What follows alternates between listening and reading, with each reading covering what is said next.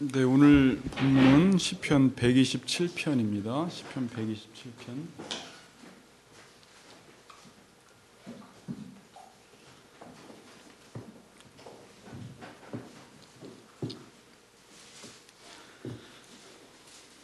우리 127편 우리 1절에서 5절 한 절씩 읽겠습니다. 여호와께서 집을 세우지 아니하시면 세우는 자의 수고가 헛되며 여호와께서 성을 지키지 아니하시면 파수꾼의 깨어 있음이 헛되도다.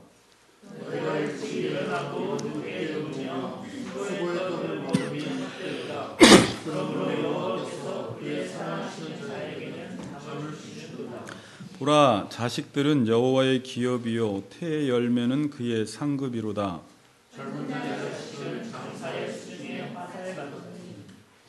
같이 읽겠습니다. 이것이 그의 화살통에 가득한 자는 복되도다. 그들이 성문에서 그들의 원수와 담판할 때에 수치를 당하지 아니하리로다. 아멘. 다음 주에 둘째 주는 성찬식으로 둘째 주를 보내고 셋째 주는 추수감사주일로 보내겠습니다. 자, 같이 인사하겠습니다. 하나님은 당신의 집을 세워주십니다. 이렇게 옆 사람과 인사합시다. 하나님은 당신의 집을 세워주십니다. 네.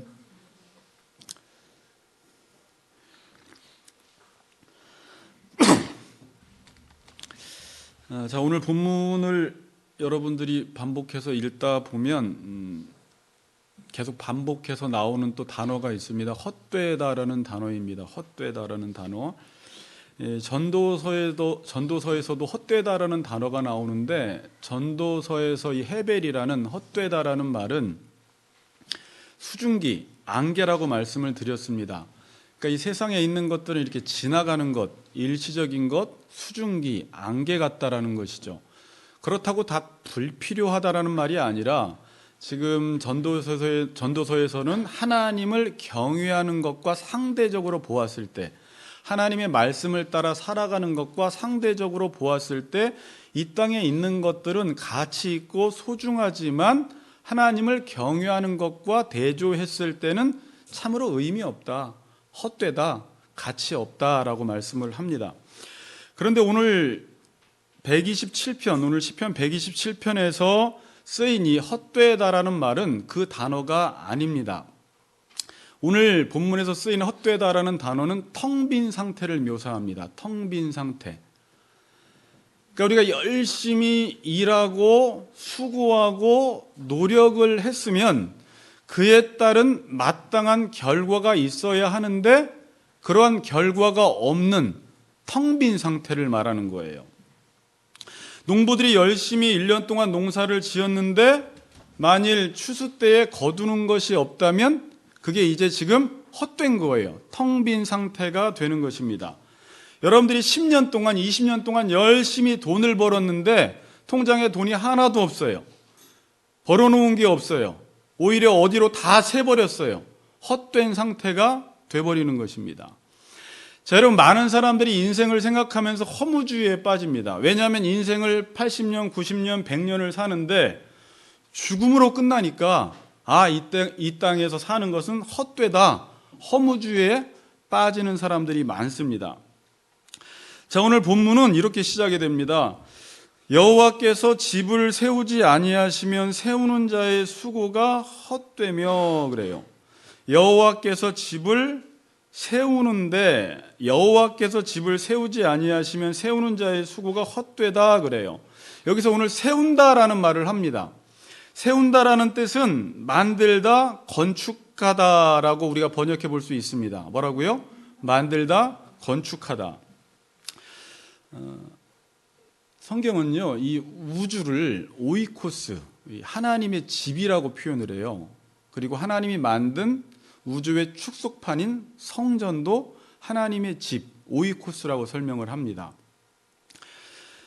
그리고 우리의 인생도 하나님은 우리의 집이라고 설명을 해요. 그래서 마치 우리의 인생을 건축자로 묘사를 합니다. 그래서 여러분들도 알게 모르게 지금 인생의 집을 건축해 나가는 사람입니다. 세워 나가는 사람들이에요. 그래서 예수님이 산상설교 결론에서도 반석 위에 세운 집이 있고 모래 위에 세운 집이 있다 그래요. 고린도전서 3장에서도 우리를 건축자로 비유해서 어떤 기초 위에 세운 집은 무너지고 어떤 기초 위에 세운 집은 무너지지 않고라고 이야기하면서 우리는 모든 인생들은 다 지금 집을 짓고 있는 건축자로 묘사하고 있습니다. 자, 여러분, 우리의 인생을 힘들게 하는 것은 일하고 수고하는 게 힘든 게 아니에요. 원래 인생살이라는 것은, 이 삶이라는 것은, 인생이라는 것은 삶 자체가 살이에요. 그러니까 지정의를 가지고 일하는 존재로 창조되었기 때문에 인생은 일하는 게 당연합니다. 인생은 일하는 존재예요. 지정의를 가지고 있다는 것은 내가 알고 있는 것을 의지적으로 무엇인가를 계획한 것을 행하는 존재로 하나님이 우리를 지으셨습니다. 오히려 일을 안 하는 게 더 힘들어요. 오히려 이제 은퇴를 하고 나이가 먹고 노인이 되어서 일을 안 하면 편안할 것 같은데 사람은 오히려 일을 안 하면 훨씬 더 힘들어합니다. 왜? 인간은 일하는 존재로 지음받았기 때문에 그래요. 인생을 힘들게 하는 것은 일을 열심히 해서 힘든 것이 아니라 열심히 수고하고 땀 흘렸는데 열매가 없을 때, 집이 세워지지 않을 때, 그 일한 만큼 대가나 결과가 없을 때 힘든 것입니다. 레위기 26장을 여러분들이 저번에 제가 읽어보라고 했는데 읽어보시면 이런 말씀들이 나와요. 16절 한번 띄워주세요. 내가 이같이 너희에게 행하리니 곧 내가 너희에게 놀라운 재앙을 내려 폐병과 열병으로 눈이 어둡고 생명이 쇠약하게 할 것이요 너희가 파종한 것은 헛되리니 너희의 대적이 그것을 먹을 것이며. 우리가 씨를 뿌리고 파종을 했는데 이걸 누가 먹어요? 내가 먹는 게 아니라 대적이 이것을 먹는 것입니다. 그러니까 헛된 것이다 이렇게 지금 말을 하고 있어요. 20절에도 보면 너희의 수고가 헛될지라 땅은 그 산물을 내지 아니하고 땅의 나무는 그 열매를 맺지 아니하리라. 그러니까 열심히 농사를 지었는데 그 땅의 열매를 먹지 못하는 것입니다. 이런 일들이 일어난다는 것입니다. 자, 신명기 28장 30절에 보면 재밌는 구절인데 허무 시리즈예요. 내가 여자와 약혼하였으나 다른 사람이 그 여자와 같이 동침할 것이요 집을 건축하였으나 거기서 거주하지 못할 것이요 포도원을 심었으나 내가 그 열매를 따지 못할 것이며 내 소를 내 목전에서 잡았는데 내가 먹지 못할 것이며 내 나귀를 내 목전에서 빼앗겨도 도로 찾지 못할 것이며 내 양을 원수에게 빼앗길 것이나 너를 도와줄 자가 없을 것이며. 정말 허무한 말씀이에요. 내가 열심히 수고했는데 이 모든 것들을 거두지 못한다라는 말입니다. 자, 오늘 1절을 한번 읽어보겠습니다. 시편 127편 1절 같이 읽습니다. 시작.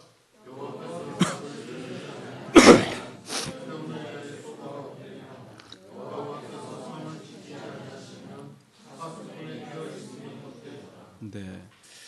1절에서는 집이 나오고 성이 나옵니다. 집은 뭐고 성은 뭐예요? 오늘 본문에서는 집은 세워야 하는 것이고 성은 뭐죠? 지켜야 하는 것입니다. 그러니까 집은 건축하는 것이고 성은 방어하는 것입니다. 그러니까 집을 세우는 것도 중요한데 지키는 것도 중요합니다. 그렇죠. 인생의 집을 아무리 잘 세워도 그 세운 집을 지키지 못해서 무너지는 경우가 있어요. 그래서 인생을 잘 살려면 두 가지를 잘해야 되는데 집을 세우는 일을 잘해야 되고 잘 세운 것들을 잘 지켜야 합니다. 여러분들이 집을 밤새도록 잘 지켰는데 어떤 틈 사이로 도둑이 들어와서 집에 있는 것들을 모든 것들을 다 가져가면 지키긴 지켰는데 지킨 게 헛된 게 돼버리는 거예요.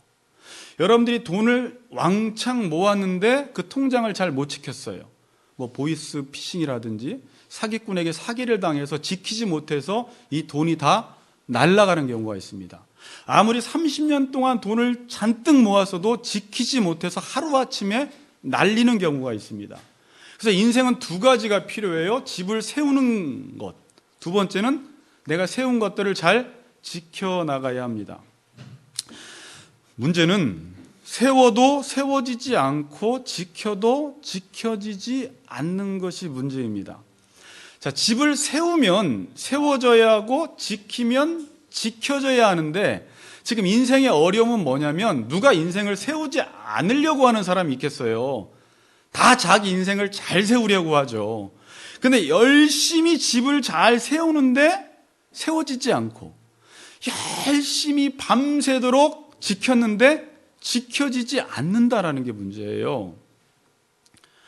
인생을 세우지 않은 사람은 세우지 않는 것이 당연한 것입니다.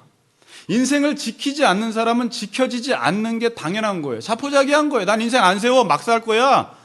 나는 내 거 지키지 않을 거야 막 살 거야. 그럼 당연히 무너져도 허무해하지 않아요. 왜? 내가 세운 것도 없고 지킨 것도 없기 때문에. 그런데 대부분의 사람들은 그런 사람 별로 없어요. 다 자기 인생을 어떻게 하면 잘 지을까? 이 잘 지은 것들을 어떻게 잘 세울까? 그래서 열심히 세우고 지켰는데 어느 순간 내 집이 한 번에 무너지고 그 쌓았던 것들이 누군가에 의해서 다 빼앗기는, 사기당하는, 도둑질 당하는 일들이 우리 인생 속에 계속해서 발생한다라는 것입니다. 세웠는데 무너지는 것입니다. 자, 여러분 크게 봤을 때는요, 이 세상 역사는요, 인간들이 지금까지 수천 년 동안 세워왔지만 결국은 다 무너진다라는 걸 여러분들이 알아야 돼요.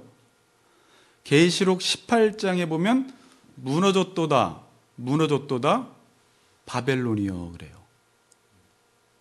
결국 이 모든 세상은 다 무너져요.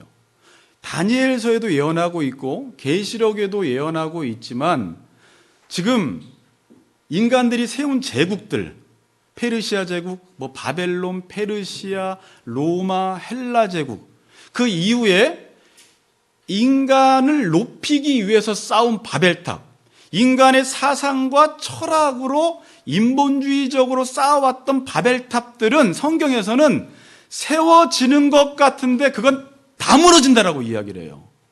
한순간에 무너진대요. 지금은 제국주의는 아니지만 이성주의, 합리주의, 과학주의, 지금은요 상대주의, 이런 것들이 지금 영원히 갈 것 같지만 이거는 언젠가는 다 무너진다라고 성경은 말합니다. 자, 여러분, 무너진다라는 것은 지금 사람들이 세우고 있다라는 말이에요. 세우고 있는데 그 세우고 있는 것이 오늘 본문에 의하면 아무리 사람들이 열심히 그것을 세워도 하나님이 세워주지 않는 집은, 하나님이 지켜주지 않는 집은 결국은 다 무너진다라는 거예요. 바벨탑, 이 세상을 상징하는 것이죠. 이 바벨탑은 결국은 종국에는 다 무너진다라고 계시록에서는 말씀을 하고 있습니다. 자, 세우는데 왜 무너질까요? 자, 오늘 되게 이거 진지한 말씀이에요.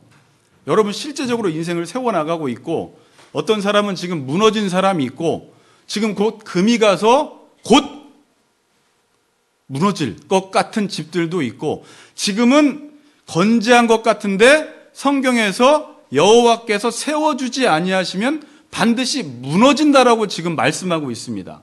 세우는데 왜 무너져요? 오늘 성경은 한마디로 말해요. 여호와께서 세워주지 아니하시면 세우는 자의 그 수고가 열심과 노력과 땀 흘림이 텅 빈 상태로 간다라는 거예요.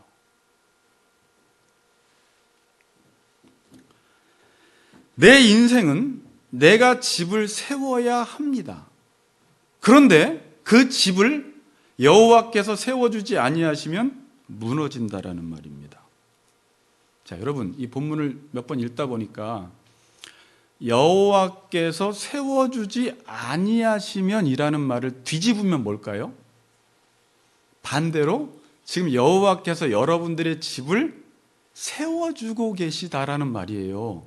믿습니까? 자,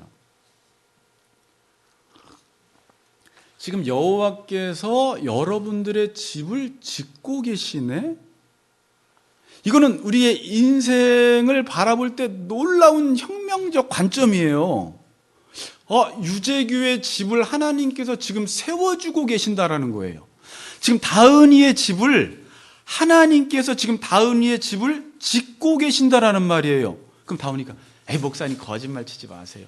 맞아요. 하나님의 자녀들의 집은, 규환이는 내 집은요 지금 그렇게 쳐다보는 것 같은데, 규환이 집도 지금 하나님이 계속 지금 지어주고 계세요. 자, 그래서 하나님께서 여러분들의 집을 짓는다라는 이 사실을 명심해야 합니다. 그런데 하나님이 세워주지 아니하시면 이 집이 세워지지 않는다라는 거예요, 여러분. 정말이요? 정말이에요. 여러분, 내가 예수 믿기 이전에는 내 인생의 집은 내가 세워야 되는 줄 알았습니다. 내가 수고해서 내가 지어야 하는 줄 알았어요. 그래서 모든 인생들이 이 집을, 어떤 집을 져야 할지, 어떻게 집을 지어야 할지, 이 집을 내가 잘 세울 수 있을지 염려하며 전전긍긍하는 게 지금 여러분들의 인생이에요. 지금 청년들 제일 힘든 게 뭐예요? 우리 유닛 또래 이렇게 힘든 게, 내가 빨리 돈을 많이 벌어서 집도 사고 좋은 남자 만나서 잠깐 아니라 결혼을 해서 좋은 집도 사고 좋은 차도 사서 내 인생을 잘 세워봐야 되겠다라고 나름대로 계획을 다 가지고 있잖아요. 그런데 그렇게 계획 세우는 건 좋은데 하나님께서 여러분들의 집을 세워주지 아니하시면 그 집이 안 세워진대요. 이 말을요, 예전에 조집사님이 그런 말씀을 하시더라고요. 제가 강도사 때 갔을 때, 중등부 교사하실 때, 하나님은 조집사님을 향해서 놀라운 계획을 가지고 계십니다 라고 했을 때 이 말이 자기에게 너무 큰 복음으로 들렸다라고 말씀을 하셨어요. 성경에서는 실제적으로 하나님은 여러분들을 향한 놀라운 계획을 가지고 계십니다, 이 말이, 하나님은 여러분들이 하나님의 자녀가 된 순간부터 여러분들의 집을 지금 짓고 계십니다 라는 말은, 그동안 예수 믿기 이전에 내가 내 인생을 세워보려고 했는데 정말 힘들었거든요. 그런데 교회를 나간 순간 교회에서 들려진 복음의 소식은 뭐냐면, 내 인생은 내가 지을 필요가 없고 하나님께서 내 인생의 집을 짓고 계신다라는 이 말이 놀라운 복음의 소식으로 들리는 거예요. 아멘입니까? 자, 근데 로마서에서는요, 교리적으로 조금 어렵게 표현해요. 8장 30절에 보면, 또 미리 정하신 그들을 또한 부르시고, 부르신 그들을 또한 의롭다 하시고, 의롭다 하신 그들을 또한 영화롭게 하셨느니라. 이 말이 뭐예요? 하나님이 미리 여러분들을 창세전에 정하시고, 그 다음에 부르시고, 의롭다 하시고, 영화롭게 한다라는 것은 여러분들을 향한 계획을 가지시고 그 계획을 지금도 이루고 계신다라는 말이에요. 자, 그래서 하나님은 여러분들의 집을 세워나가기 위해서 경영을 하시는 분입니다. 크게는 이 우주의 집을 세워나가기 위해서 경영을 하시는 분이고, 작게는 여러분 개개인의 집들을 세워나가시기 위해서 경영을 하고 계세요. 제가 에베소서 때 여러분들 그 에베소서 1장 9절하고 3장 2절하고 3장 9절에서 단어 하나를 썼습니다. 경륜이라는 단어예요. 경륜. 오이코노미아라는 단어를 썼어요. 이게 하나님께서 지금 이 우주 속에서 하나님의 계획을 가지고 경영하신다라는 말입니다. 뭐라고요? 하나님의 오이코노미아라는 것은 하나님이 지금 여러분들의 집을 잘 세우기 위해서 경영을 하고 계세요. 사도 바울은 이 경륜을 자기가 깨달았다 그래요. 그리고 이 경륜, 하나님이 지금 우리의 집을 세워나가시고 교회의 집을 세워나가시고 우주적 집을 세워나가시는 것들을 교회를 통해서 밝히 내가 드러낼 것이다 라고 말합니다. 저도 지금 강단에서 하고 있는 일이 뭐냐면, 하나님이 여러분들의 집들을 어떻게 세워나가시고 그 집들을 향한 그 계획이 무엇인지를 제가 강단에서 하나님의 경륜을 여러분들에게 지금 밝히 드러내고 있는 일을 하는 거예요. 그래서 이 경륜 오이코노미아라는 단어에서 이코노미라는 경제라는 단어가 나왔어요.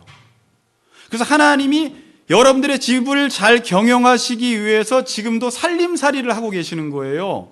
지금도 계속 여러분들의 집을 세워나가기 위해서 하나님이 지금 살림꾼으로서 언제 돈을 줬다가 언제 돈을 뺏었다가, 여러분들 언제 잘 됐다 했다가, 언제는 훈련시켰다가, 언제는 고난을 줬다가, 이 모든, 언제는 질병을 줬다가, 언제는 치료하셨다가, 때로는 광야로 몰아넣으셨다가, 때로는 평탄한 길로 가게 하셨다. 왜 이렇게 하시는 거예요? 지금 여러분들의 집을 짓기 위해서 하나님이 여러분 인생 속에서 어떤 지금 경영을 하시는 거예요. 경제활동을 하시는 거예요. 잠언 16장 1절에서 3절을 한번 읽어보겠습니다. 1절에서 3절. 우리 같이 한번 읽어봅시다. 시작.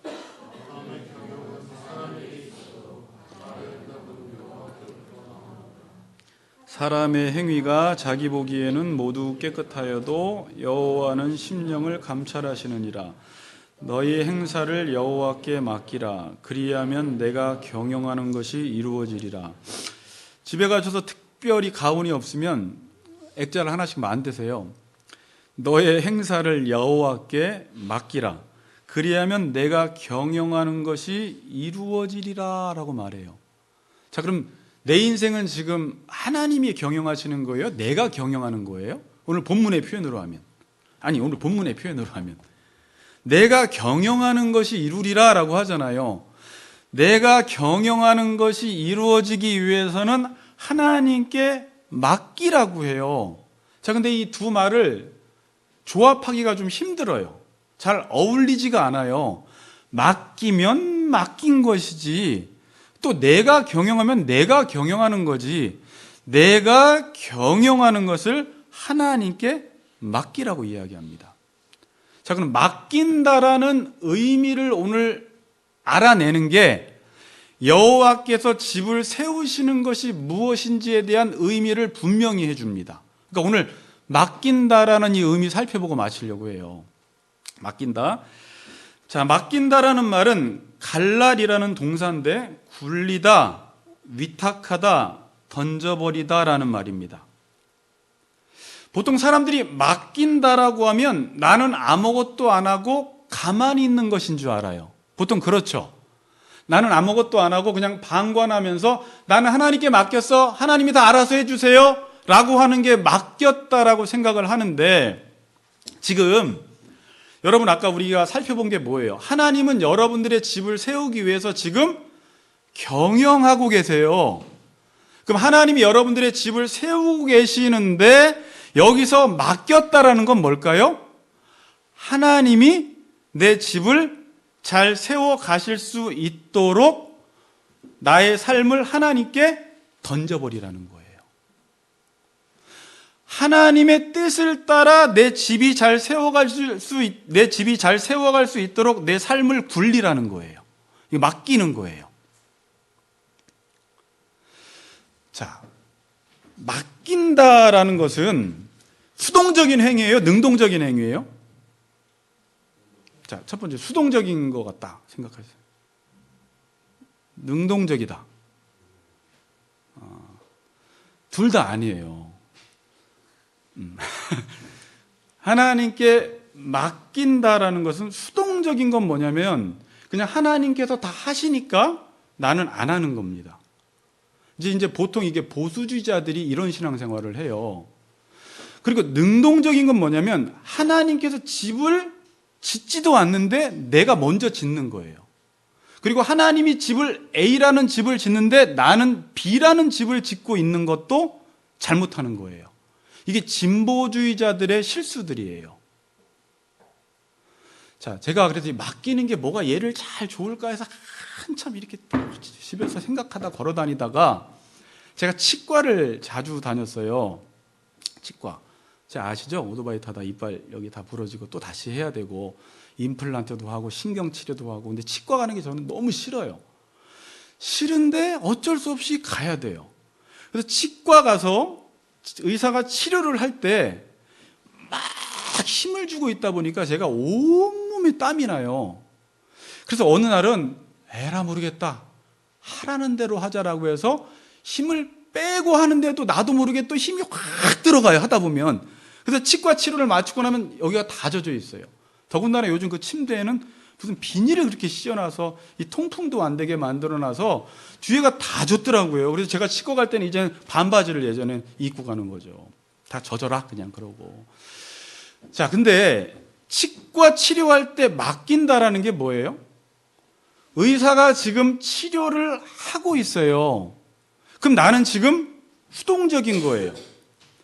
근데 여기서 능동적인 건 뭐냐면 의사가 입을 크게 벌리세요 할 때 너무 힘들어요.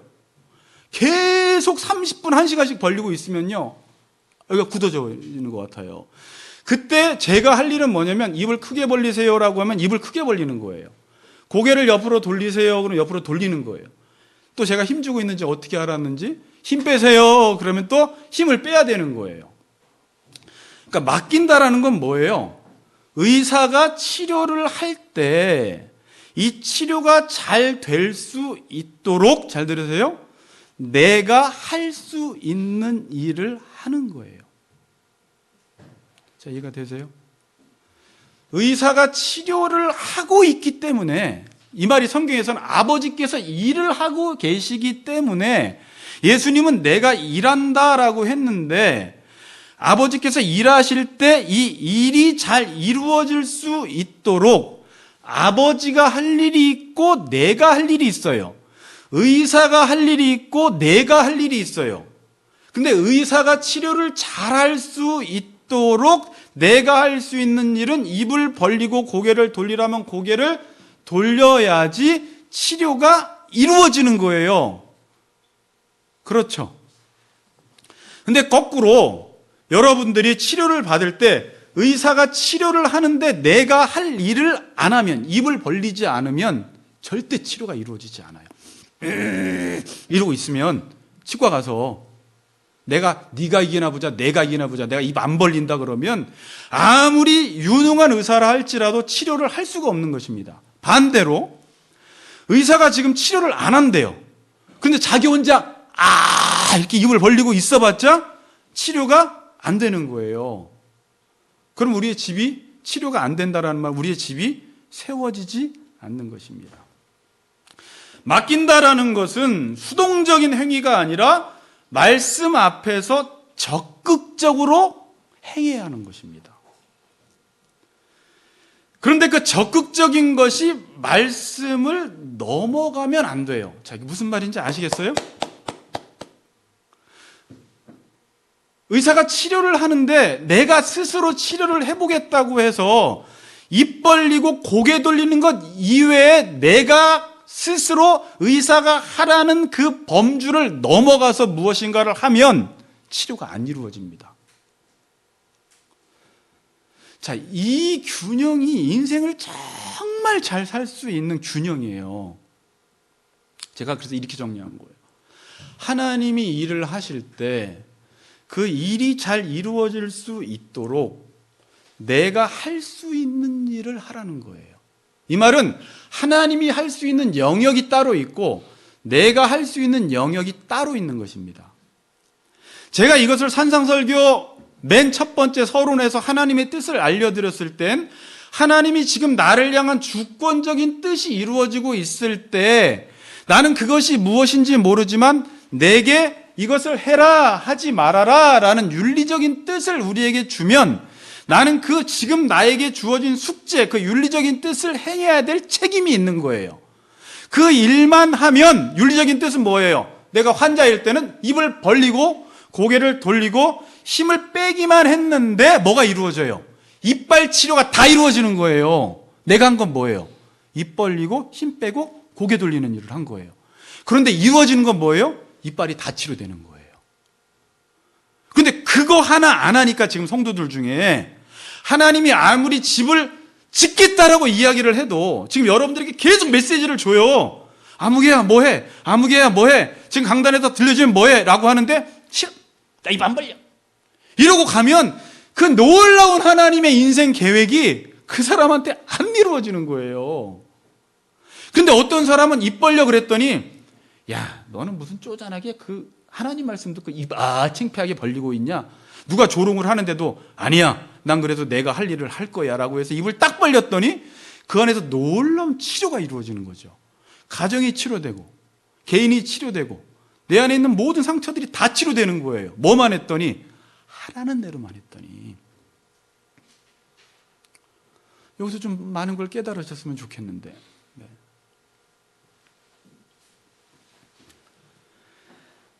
자, 이런 내용이 마태복음 6장에도 나와요, 여러분. 염려라는 단어가 나오면서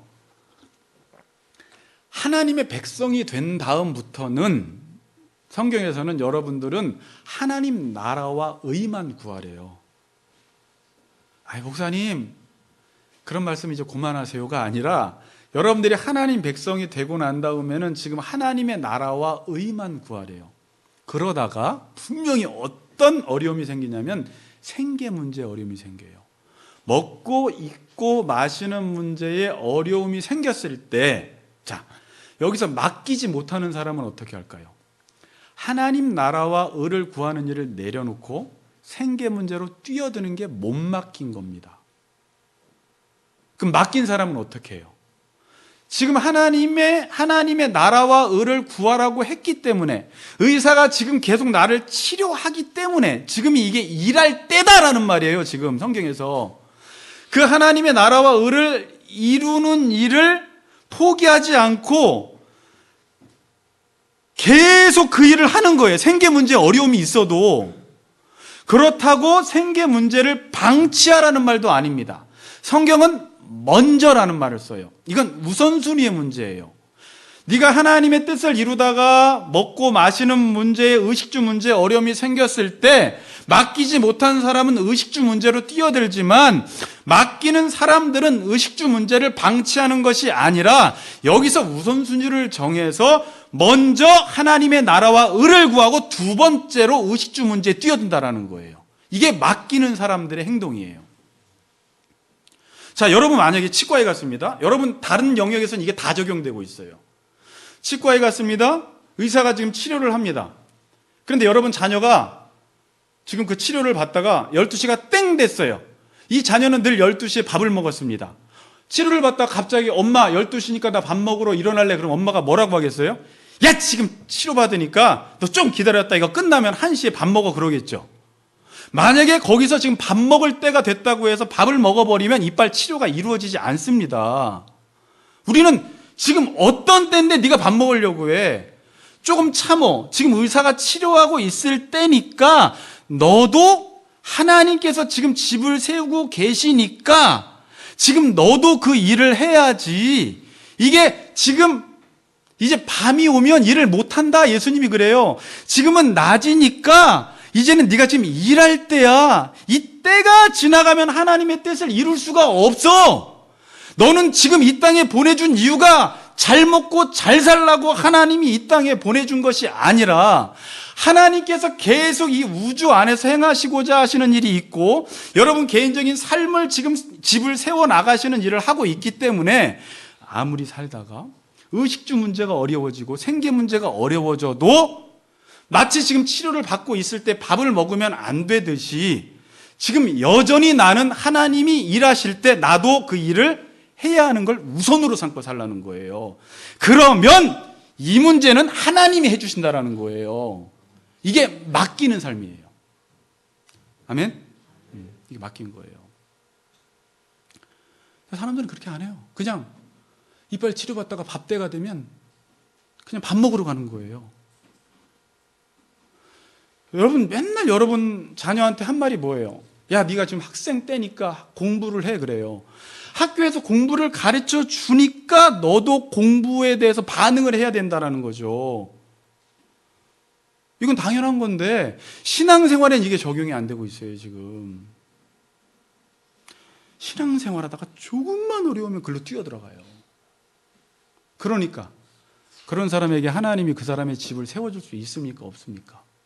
못 세워줘요. 맡긴다는 것은 믿음의 행위입니다. 하나님이 내 인생을 경영하시니까 내가 하라는 대로 하는 것입니다. 자, 잠언 16장 1절에 보면 마음의 경영은 사람에게 있어도 말의 응답은 여호와께로부터 나오느니라 라는 말씀이 있습니다. 모든 일은 사람이 경영을 합니다. 경영하기 위해서 인간이 계획도 세웁니다. 또 그 일을 추진합니다.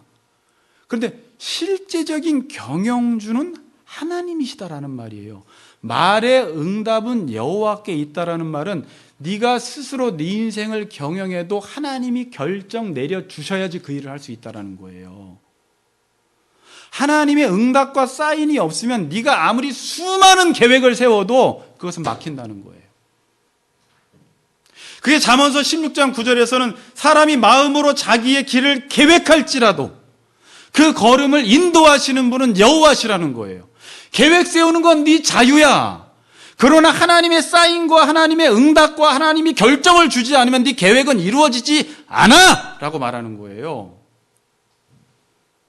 여러분, 회사에서 지금 회장이 있고 오너가 있어요. 그리고 회사에서 추구하고자 하는 방향과 목적이 있습니다. 근데 어떤 직원이 그래요. 야, 이렇게만 하면 회사가 잘 될 것 같은데 라는 아이디어가 있어서 그 아이디어를 추진하려고 해도 위에 사장이나 회장이 결제해주지 않으면 이건 추진될 수가 없어요. 결제해주지 않는다라는 것은 직원이 볼 때는 이렇게만 하면 회사가 잘 될 것 같은데 사장이 볼 때는 그건 아니라는 생각 속에 결제를 안 내려주는 거예요. 그렇죠. 말의 응답은 여호와께 있느니라라는 거예요. 여러분, 지금 시편 127편은 누구의 시인 줄 아세요? 한번 성경 보세요. 누구의 시예요? 다윗이에요? 솔로몬이에요? 모세예요? 누구예요? 아니, 그 위에 보세요. 다윗이라고 써 있나요?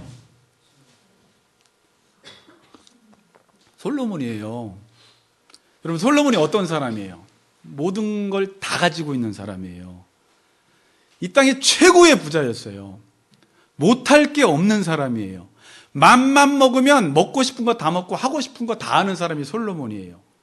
근데 솔로몬이 지금 이 시편에서 고백하기를 내가 아무리 내 인생의 집을 내 능력과 내 힘으로 다 세워보려고 하지만 하나님께서 세워주지 않으면 인생은 안 세워진다는 것을 깨달은 거예요. 여러분, 저같이 힘이 없는 사람은 당연히 집을 못 세우지만 진짜 우리는 솔로몬만 생각하면, 빌 게이츠만 생각하면 저 사람은 맘만 먹으면 모든 걸 다 할 수 있겠구나 라고 생각할 수 있죠. 인생의 집을 최고 잘 지을 수 있는 사람 후보자 한 명을 1등을 꼽으라고 한다면 솔로몬 이럴 거예요. 근데 그 솔로몬이 지금 고백하는 거예요. 하나님이 세워주지 않으면 인생 안 세워진다는 걸 솔로몬은 깨달았어요. 능력도 있고 힘도 있고 자원도 있고 사람도 있지만 내 인생은 하나님이 오케이 사인해 주지 않으면 인생은 안 세워지는구나 라는 것을 깨닫고 이 시를 진 거예요.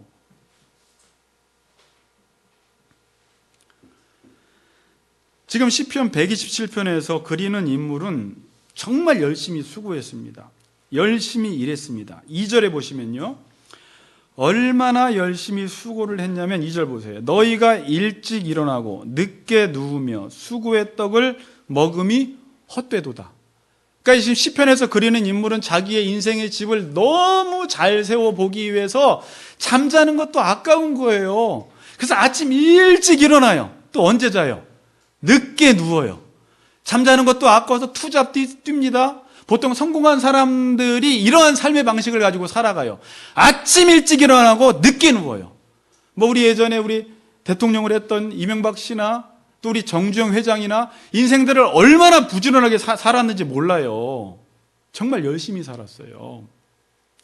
그런데 여러분, 지금 우리 젊은 30대 친구들, 우리 집사님들 봐도 정말 열심히 살아요. 아침 일찍 일어나고 늦게까지. 수고를 극대화시키는 거예요. 수고의 맥시멈 상태. 내가 그래서 내 인생의 집을 최고 잘 세우겠다고 해서 지금 목적을 가지고 열심히 살아가는 것입니다. 그런데 이렇게 집을 잘 세워보기 위해서 아침 일찍 일어나고 늦게까지 수고하는데 이 수고의 떡을 먹음이 헛되도다 그래요.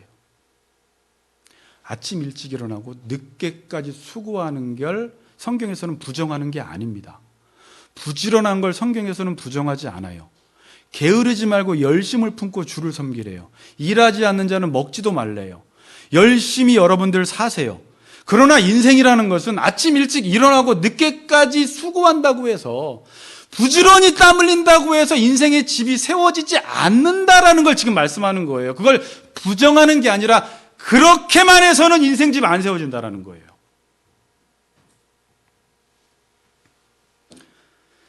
여러분들은 그 법칙을 다 알고 있습니다. 농부가 열심히 수고하고 땀만 흘린다고 해서 농사가 잘 되는 게 아니에요. 뭐가 있어요? 농사의 법칙이라는 게 있어요.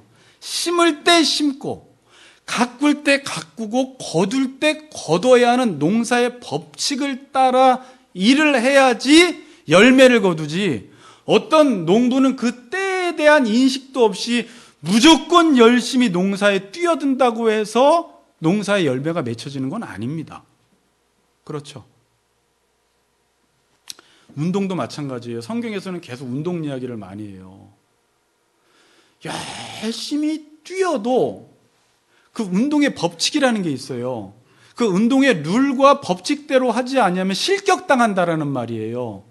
여러분, 올림픽에서 경주하는 사람이 2번 정도 딱 울리기 전에 딱 출발하면요, 아무리 그 사람이 9초대에 뛰는 사람이라 할지라도 실격당하는 거예요. 그러니까 열심만 가지고, 노력만 가지고 안 됩니다. 그 룰과 법칙 안에서 운동도 해야 되고 농사도 지어야 돼요. 그럼 우리가 이렇게 정리해 볼 수 있겠네요. 인생의 법칙이라는 것도 있어요. 그러면 사람들은 성공하는 사람들 7가지 법칙, 인생의 법칙 책을 써내려가는데, 성경에서는 그럼 인생을 세울 수 있는 법칙이 뭐냐라는 거예요. 오늘 성경에서 답을 뭐라고 줘요? 여호와께서 세워주셔야 한다라고 말을 해요. 따라합니다. 여호와께서 세워주셔야 한다. 다른 말로 여호와께서 경영하시는 대로가 법칙이에요.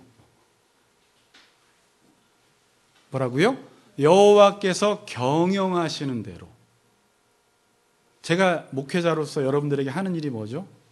여호와께서 여러분들의 집을 어떻게 세워나가시는지를 계속 이 경륜을 밝히 드러내서 알려주면, 여러분들은 오늘 말씀을 듣고 내 생각과 내 계획이 있지만 하나님께서 지금 내게 하라고 주신 어떤 뜻들이 있으면 그것을 법칙 삼고 그 법칙을 따라 살아가면 반드시 인생의 집이 세워진다는 거예요. 이게 놀라운 법칙이에요. 그런데 어떤 사람은 아니야, 이렇게 하는 게 옳아 보여. 마치 때도 분별하지 못하는 농부처럼 아무 때나 씨를 심고 아무 때나 거두는 거예요. 그런 인생의 집이 세워집니까? 지금 영환이에게, 윤희에게, 다은이에게 여러분들 지금 하나님께서 여러분들에게 무슨 말씀을 주시면 여러분들은 지금 세상에서 사장은 이렇게 살라고 하지만 그냥 그 말씀을 따라 그걸 법칙 삼아 살아가다 보면 희한하게 하나님이 내 인생길을 인도해 주셔서 내 집이 세워지더라는 거예요. 그게 세워져요. 그게 인생의 법칙이에요.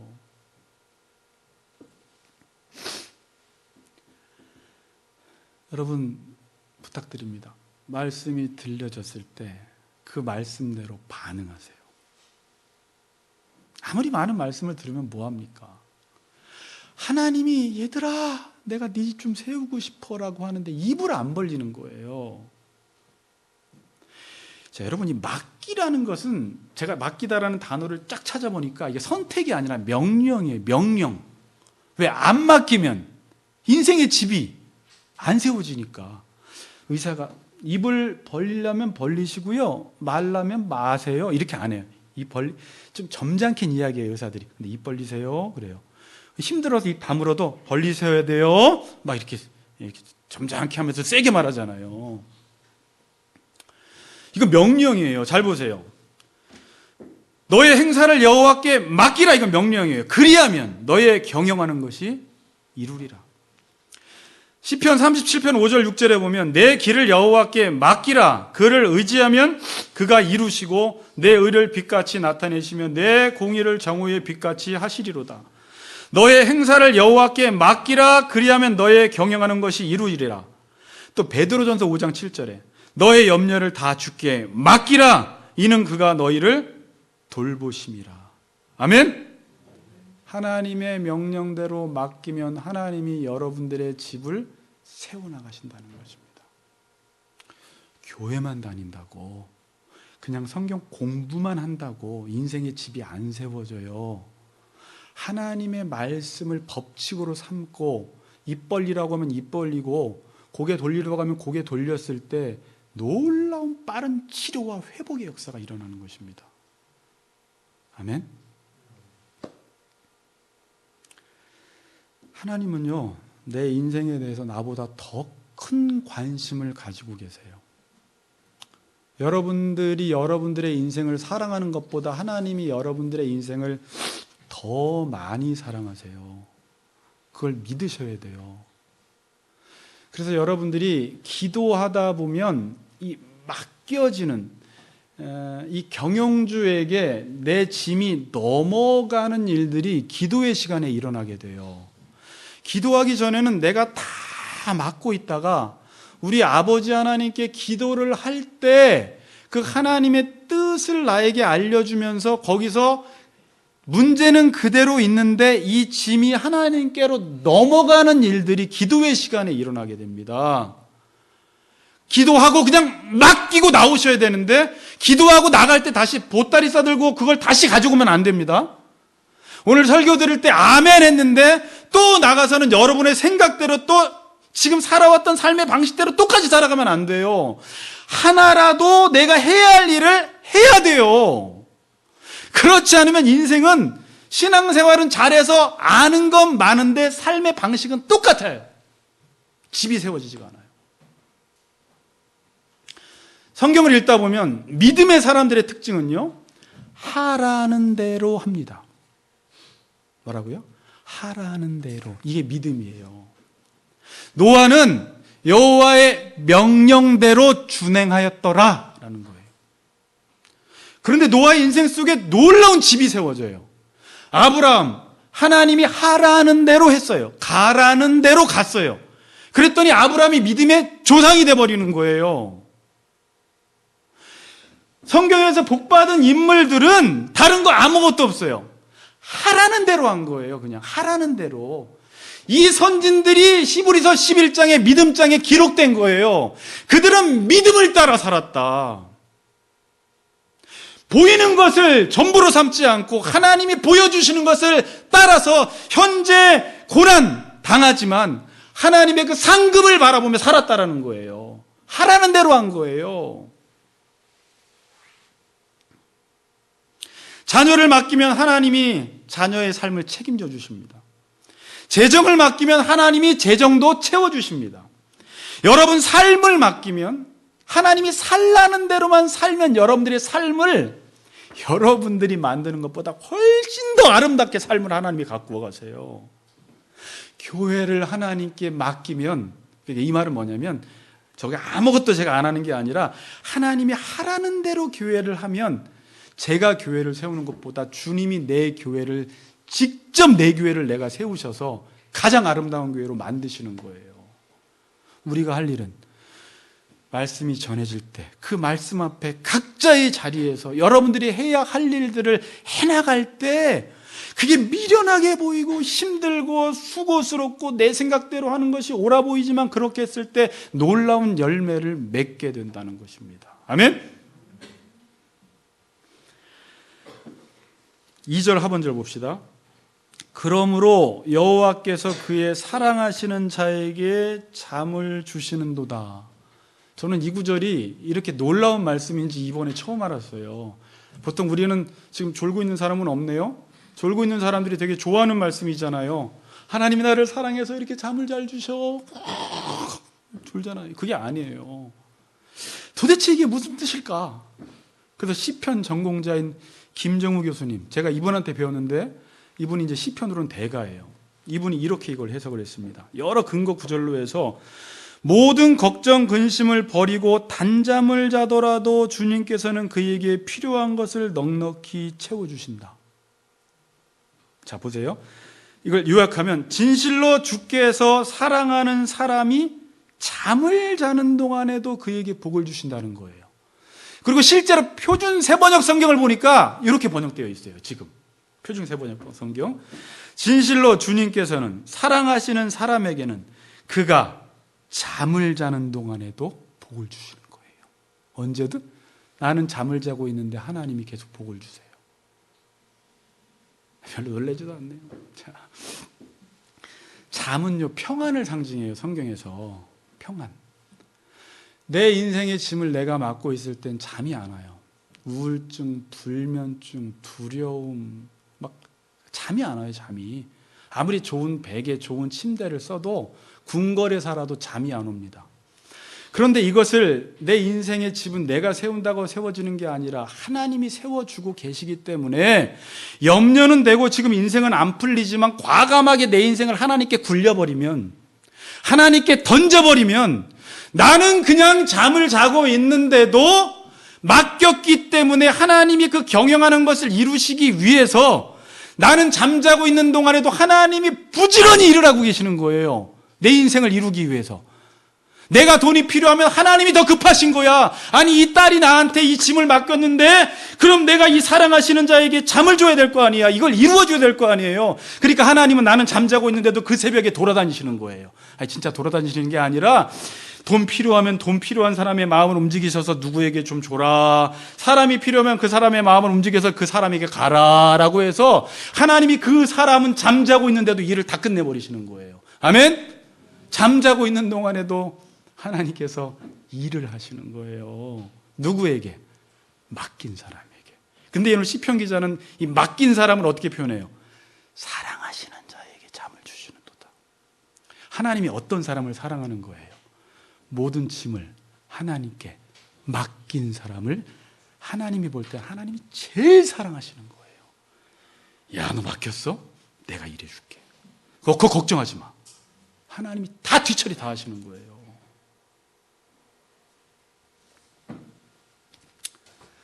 실제로 그런 일들이 저의 삶이나 여러분 삶 속에 지금 일어나고 있습니다. 옆 사람과 인사합시다. 맡기고 주무세요. 이렇게 인사합시다. 네, 맡기고 주무세요. 편안하게. 이 복이 어디까지 이어지냐면, 자, 끝났어요. 자, 이제 이 복이 어디까지 이어지냐면 3절 보세요. 3절 읽겠습니다. 시작. 자, 시작.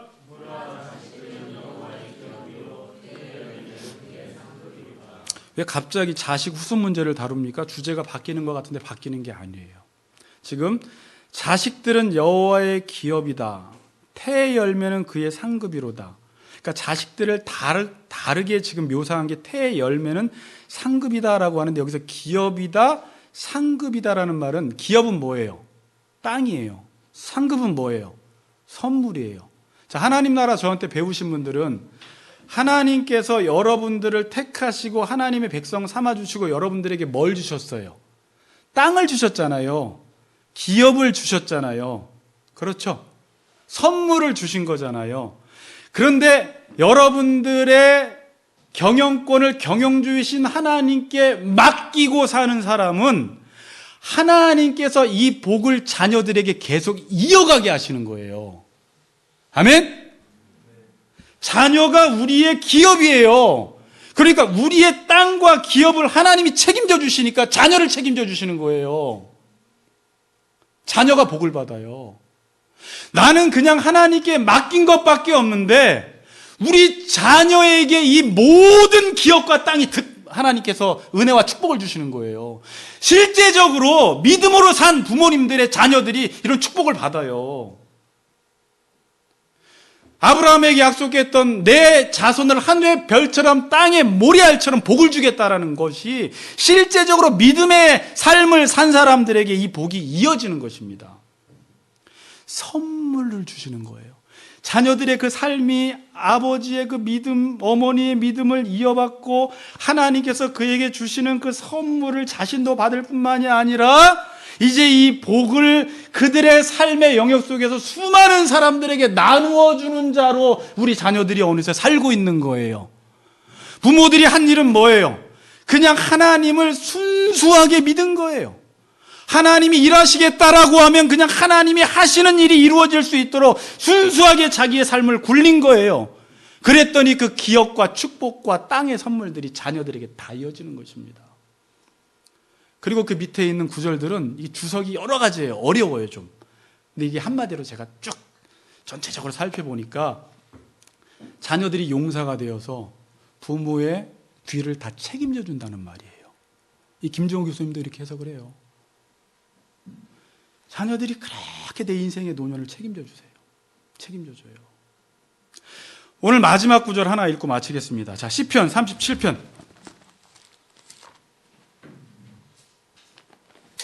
22절 22절부터 27절 읽고 마치겠습니다. 우리 같이 큰 소리로 읽겠습니다. 주의 복을 받은 자들은 시작. 차지하고 주의 저주를 받은 자들은 끊어지리로다. 여호와께서 사람의 걸음을 정하시고 그의 길을 기뻐하시나니 그는 넘어지나 아주 엎드러지지 아니함은 여호와께서 그의 손으로 붙드심이로다.